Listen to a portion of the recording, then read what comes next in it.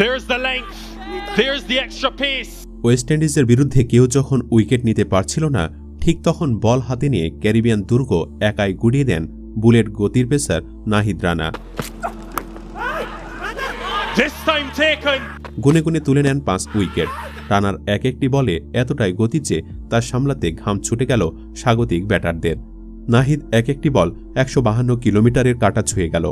অথচ অনেকেই জানে না আজ আমরা যে নাহিদ রানাকে দেখছি তার এত দূর উঠে আসতে কতটা কষ্ট করতে হয়েছে, কামলা দিতে হয়েছে মানুষের বাড়িতে।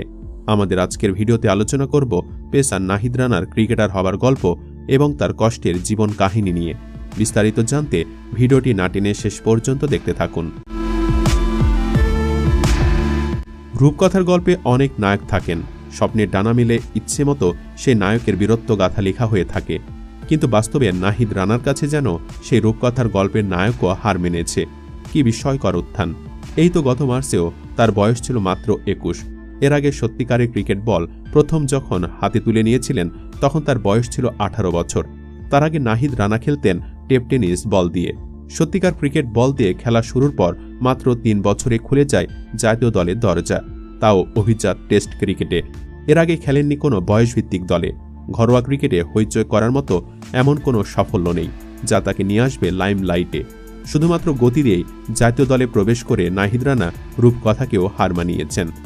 এমন অনেক ক্রিকেটার আছেন যাদের জাতীয় দলের জায়গা করে নিতে কত পরিশ্রম করতে হয়েছে, পারফর্ম করার পরও দিনের পর দিন অপেক্ষা করতে হয়েছে। এক্ষেত্রে উজ্জ্বল দৃষ্টান্ত হতে পারেন জাকের আলী। অনূর্ধ্ব-19 দলে খেলেছেন, 22 গজে ফিনিশারের ভূমিকায় অবতীর্ণ হয়ে ভালো করে গেছেন নিয়মিত। উইকেটের পেছনেও গ্লাভস পরে নিয়মিত সাফল্য পেয়েছেন। জাতীয় দলে ডাক পাওয়াটা তার জন্য অত্যাবশ্যকীয় হয়ে উঠেছিল, কিন্তু তিনি ডাক পাচ্ছিলেন না। এ নিয়ে কানাঘুষা সমালোচনাও চলতে থাকে। অবশেষে অনেক প্রতীক্ষার পর জাকের আলী শ্রীলঙ্কার বিপক্ষে টি-20 দলে ডাক পান, তাও আলিশ ইসলাম ইনজুরিতে পড়লে। সে তুলনায় নাহিদ রানার কাছে মনে হবে জাতীয় দলে খেলা কত সহজ। নাহিদ রানা যদি সেরকম কিছু মনে মনে ভেবেও থাকেন তাহলে তার সে ভাবনাকেও ভুলও বলা যাবে না। জাতীয় দলে খেলার জন্য যে সব ধাপ পার হয়ে আসতে হয় নাহিদ রানাকে তার কোনো কিছুই করতে হয়নি। তবে ব্যক্তির জীবনে নাহিদকে কম সংগ্রাম করতে হয়নি। নাহিদের বাবা ছিলেন একজন সামান্য দিনমজুর। গরিব ঘরের সন্তান হয় তার বাবা সবসময় চাইতেন রানা যেন পড়াশোনা করে ভালো চাকুরি করেন, কিন্তু রানার মন পড়ে থাকত ক্রিকেট মাঠে। এর জন্য অনেকবার তাকে বকাও খেতে হয়েছে। 18 বছর বয়সে ক্রিকেটে আনুষ্ঠানিক হাতেখড়ি রাজশাহীর ক্লেমন ক্রিকেট একাডেমিতে। এর আগ পর্যন্ত তিনি এসেছেন নিজ থেকেই। টেপ টেনিস বল দিয়ে পাড়ায় খেলতেন। প্রথমে টেনিস বল হাতে বল করতে গিয়ে দেখেন বেশ জোরে হচ্ছে। স্থানীয় খেলায় নাহিদের বল উইকেট কিপিং করতে ভয় পেত সবাই, কেউ তার বল আটকাতে পারত না। তারপর সেই গতি আরও বাড়ানোর চেষ্টা করতে থাকেন। এভাবে এগুতে থাকে তার ক্যারিয়ার। কিন্তু এ পর্যন্ত আসতে তিনি পরিবার থেকে প্রচণ্ড বাধার মুখে পড়েছিলেন। পারিবারিক শর্ত ছিল এসএসসি পাশ করতে পারলে ক্রিকেট কোচিংয়ে ভর্তি করে দেয়া হবে। খেলাপাগল নাহিদ রানা এসএসসি পাশ করার পর পরিবার থেকে তাকে ক্লেমন একাডেমিতে ভর্তি করে দেওয়া হয়। তারপর আর পেছনে ফিরে তাকাতে হয়নি, শুধুই সামনে এগিয়ে চলা, নিজেকে মেলে ধরা। ক্লেমন একাডেমিতে ভর্তি হওয়ার পর জাতীয় দলের সাবেক পেসার রাজশাহীর আরেক সন্তান আলমগীর কবিরের নজরে পড়েন চাঁপাইনবাবগঞ্জের এই তরুণ। নজরে আসেন জাতীয় দলের অধিনায়ক নাজমুল হোসেন শান্তরও। তারাই তাকে বড় মঞ্চে খেলার সুযোগ করে দেন। সেটি ছিল এনসিএল। সেই মৌসুমে তিনি 2টি ম্যাচ খেলার সুযোগ পেয়েছিলেন, খুব একটা নজরে পড়েননি। কিন্তু পরের মৌসুমে তিনি ঝড় তোলেন, গতির সঙ্গে নেন উইকেটও। 6 ম্যাচ খেলে তার ঝুলিতে জমা পড়েছিল আসরে দ্বিতীয় সর্বোচ্চ 32 উইকেট। ব্যাস, শুরু হয় দুরন্ত গতিতে পথ চলা। আর রুখে কে? ঘরোয়া ক্রিকেটের সবচেয়ে জমজমাট আসর বিপিএলে খুলনা টাইগার্সের হয়ে 2 ম্যাচ খেলে উইকেট 2টি নিলেও গতি দিয়ে তিনি লাইমলাইটে চলে আসেন, নজরে পড়েন সর্বত্র। যার ফলশ্রুতিতে তিনি এখন টেস্ট ক্রিকেটে বাংলাদেশের 103তম ক্রিকেটার। এখানে প্রবেশ করার সময় তার নামের পাশে ছিল 15টি প্রথম শ্রেণীর ম্যাচে 63টি উইকেট, সেরা বোলিং ইনিংসে 62 রানে 5 উইকেট, ম্যাচে 127 রানে 9 উইকেট। লিস্ট এ ম্যাচ খেলেন 4টি, উইকেট নেন 10টি। আর টি-20 5 ম্যাচ খেলে নামের পাশে উইকেট 4টি। অভিজ্ঞতা খুব কম, তবু গতির কারণেই নাহিদ সবার নজরে পড়েন আলাদা করে। ঘরোয়া আসরে নজরে পড়ার পর নাহিদ রানাকে হাই পারফরম্যান্স ইউনিটে ডাকা হয়। এছাড়া অনূর্ধ্ব-19 বিশ্বকাপে বাংলাদেশ দলের ক্যাম্পে ছিলেন, কিন্তু চূড়ান্ত দলে জায়গা করে নিতে পারেননি। কিন্তু জাতীয় দলের জন্য কোনো পরীক্ষা দিতে হয়নি। তার মাথায় ক্যাপ পরিয়ে দেন অধিনায়ক নাজমুল হোসেন শান্ত। এ সময় তিনি তার কাছে দেশের জন্য ভালো কিছু প্রত্যাশা করার কথা বলেন।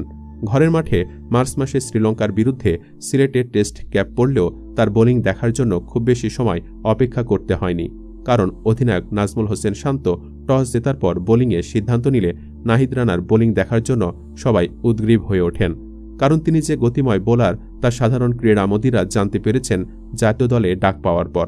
151.70 গতিতে বোলিং করা নাহিদ রানার বোলিং দেখার প্রতি আগ্রহ সৃষ্টি হওয়াটা স্বাভাবিকই। ইনিংসের নবম ওভারে বল হাতে তুলে নেওয়ার পর তিনি নিয়মিত 145-এর ওপরে বোলিং করে গেছেন। শুরুতে নিজের গতি ধরে রাখতে পারলেও অভিষেকে উইকেট নিয়ে কিন্তু সবার মন ভরাতে পারেননি নাহিদ রানা। তবে শেষ সেশনে তা পুষিয়ে দেন 3 উইকেট নিয়ে।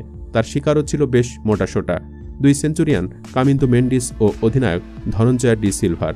সঙ্গে প্রভাত জয়সূরিয়ার উইকেট নিয়ে তার প্রতি সবার প্রত্যাশার মাঝে আনন্দের রেণু ছড়িয়ে দেন। প্রথম 2 সেশনে 3 স্পেলে 8 ওভার বোলিং করে 58 রান দিয়ে উইকেট শূন্য ছিলেন। সেখানে চতুর্থ স্পেলে 6 ওভারে 29 রান দিয়ে নেন 3 উইকেট। দিন শেষে নাহিদ রানাকে নিয়ে pace bowling coach Andre Adams করেন ভূয়সী প্রশংসা। তিনি বলেন, সে প্রতিভাবান, দ্রুত গতি সম্পন্ন। তার প্রায় প্রতিটি বল 145 কিলোমিটার গতিতে ছিল। তার বোলিং অ্যাকশনও সুন্দর। সে মাত্রই শুরু করেছে। সে ঠিক এতটাই কাঁচা। তার অনেক কিছু শেখার আছে। সে খুবই মেধাবী। সময়ের সাথে রানা নিজেকে নিয়ে যাচ্ছেন অনন্য উচ্চতায়। প্রতিটি সিরিজে একটি করে টেস্টে সুযোগ পেলেই নিজের নামের প্রতি সুবিচার করার চেষ্টা করেন। ওয়েস্ট ইন্ডিজের বিরুদ্ধেও তার ব্যতিক্রম ঘটেনি। লাঞ্চের আগে শিকার করেন 4 উইকেট। অভিষেকের 8 মাস পরে দেখা গেল লাইন লেন্থের জায়গাতে বেশ উন্নতি করেছেন নাহিদ রানা। ইনসুইং আউটসুইং পেয়েছেন টুকটাক। অধিনায়ক ক্রিক ব্রাথওয়েটকে পরাস্ত করেছেন বাউন্সারে। চাতুর্যের সাথে লেন্থ পরিবর্তন করে মিখাইল লুইসকে আউট করেছেন। আর সাথে গতির ব্যাপারটা তো আছেই। তার ঘণ্টায় 150 কিলোমিটার ছুঁই ছুঁই গতি বারবার শীতল স্রোত বয়ে দিয়েছেন ক্যারিবিয়ান ব্যাটারদের মেরুদণ্ড দিয়ে। গতিময় পেসার যে কখনোই বাংলাদেশ পায়নি ব্যাপারটা এমন না। ক্যারিয়ারের শুরুতে দারুণ গতি ছিল মাশরাফির, কিন্তু বারংবার চোটে পড়ে সেক্ষেত্রে আপোষ করতে হয় তাকে। শাহাদত হোসেনও ক্যারিয়ার লম্বা করতে পারেননি আশানুরূপভাবে। রুবেল হোসেন লাল বলে তেমন ভালো করতে পারেননি কখনোই। ইবাদত খালিদদের এখনও পাড়ি দিতে হবে বহুদূর। তবে বাংলাদেশের এই পেস আক্রমণটা স্বপ্ন দেখাচ্ছে। শরীফুল, তাসকিন, হাসান, নাহিদ, খালেদ গতি সুইংয়ের সাথে আগ্রাসন দিয়েও প্রতিপক্ষের সাথে লড়াই করতে পারেন তারা। আর এই আক্রমণ ভাগের তরুণতম নাম ওই নাহিদ রানাই, সম্ভবত সবচেয়ে এক্সাইটিংও। বাড়তি যত্ন তাই অবশ্যই প্রাপ্যতার। একসাথে 3 ফরম্যাটের বোঝা চাপিয়ে না দিয়ে আপাতত তাকে চোট মুক্ত রেখে সচেতনভাবে শুধু লাল বলের জন্য ব্যবহার করাটাই সম্ভবত বুদ্ধিমানের কাজ হবে। আর হ্যাঁ, লাইন লেন্থ নিয়ে কাজ করতে হবে, কিন্তু গতির সাথে কোনো আপোষ নয়। তবে ভবিষ্যতের করণীয় ব্যাপারগুলো সময়ের হাতেই তোলা থাক। আপাতত এই মুহূর্তটা শুধুই অভূতপূর্ব সাফল্য এবং উজ্জ্বল সম্ভাবনা উদযাপনের। চাপাই এক্সপ্রেস আসছে না, চাপাই এক্সপ্রেস চলে এসেছে। দর্শক, নাহিদকে কেমন লেগেছে অবশ্যই কমেন্টে জানাতে ভুল করবেন না। সেই সাথে ভিডিওটিতে লাইক দিন এবং চ্যানেলটি সাবস্ক্রাইব করুন। ধন্যবাদ।